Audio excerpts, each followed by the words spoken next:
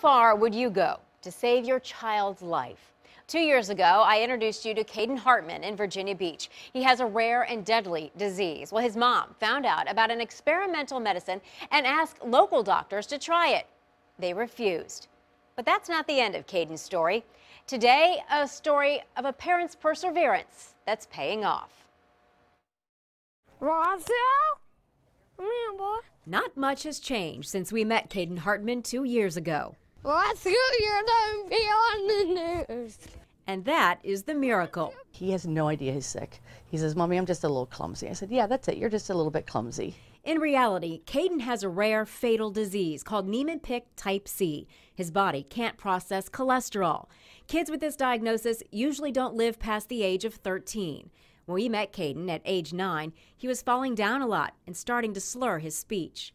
I like chocolate and burritos. His mom had learned about a drug called cyclodextrin, a sugar compound that was helping twins in Nevada with the disease. She was desperate to get it. This was the only option, and when you know the other option is certain death. Can you stand for me? That's how they ended up at Virginia Commonwealth University Medical Center in Richmond.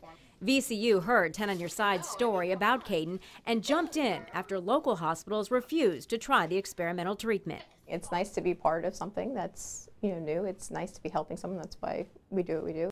And what Dr. Cindy Seinfeld's team is doing appears to be helping. I can't say where he would have been, but I think that he would not have been in such a good place. Kaden is still walking, talking, and swallowing well. You think you could run back? Things that typically decline over time in kids with the disease. Let me see how fast you can run.